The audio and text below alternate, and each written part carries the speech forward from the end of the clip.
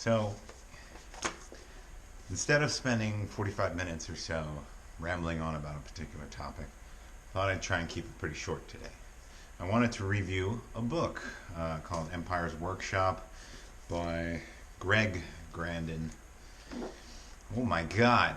Anyway, I'm going to actually start with the very end of the book. And so I hope that's not a spoiler for you. This book's about our operations in Latin America, so there's no real story here to spoil. This is largely a true book, so I'm going to read it directly so nothing's taken out of context, and you'll understand when I say don't buy the book. Whatever the ultimate outcome of Bush's invasion of Iraq, a small group of rebels has managed to tie down the most technologically powerful military in world history for years in a deadly, financially draining, and morally discrediting insurgency.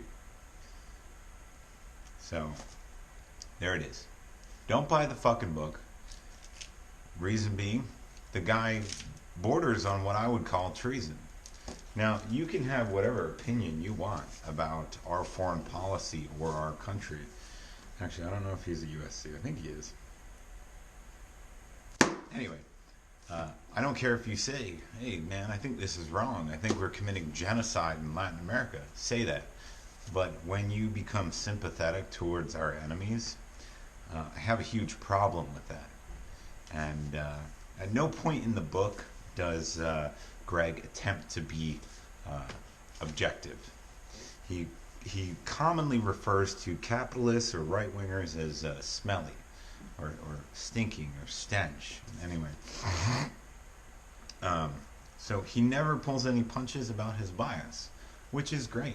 So you know to take anything he says with a grain of salt, and vet whatever sources he uses if you're really going to commit to using this book in any sort of real fashion.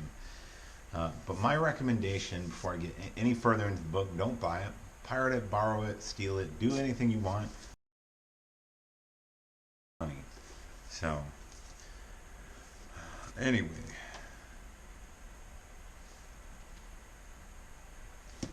What this book attempts to do is draw parallels between the Bush administration, their war in Iraq and Afghanistan, and the small wars we supported in Central and Southern America.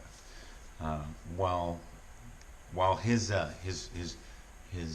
recording of history is great, and he gets a lot of facts correct, and the telling or the account of how the agency, along with other executive authorities, used NGOs, charities, and other corporate interests to form a network of support for the Contras or whomever else.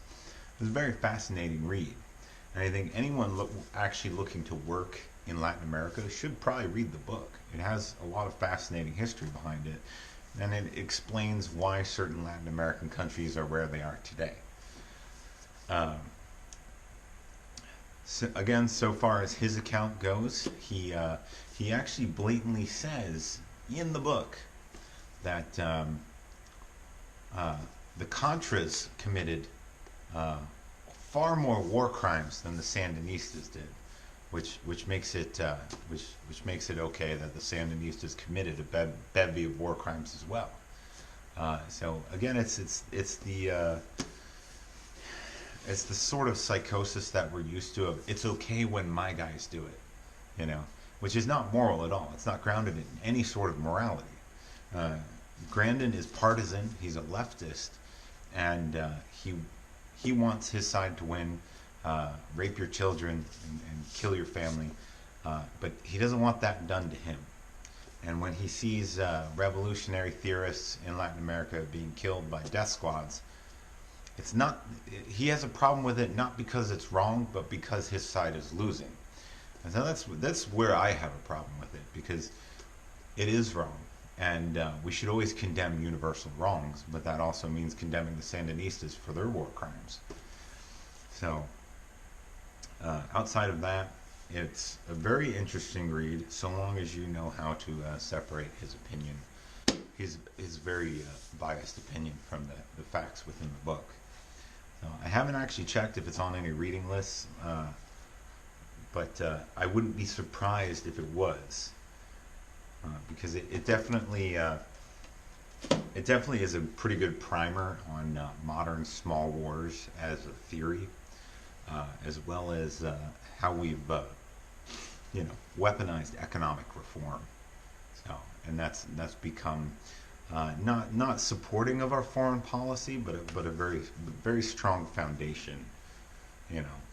So anyway, that's the book. It's a good read. The author is awful, so if you can read it for free, go ahead. Otherwise, I would say to not buy it. So I will see you next time when I finish reading Jeremy Scahill's Dirty Wars.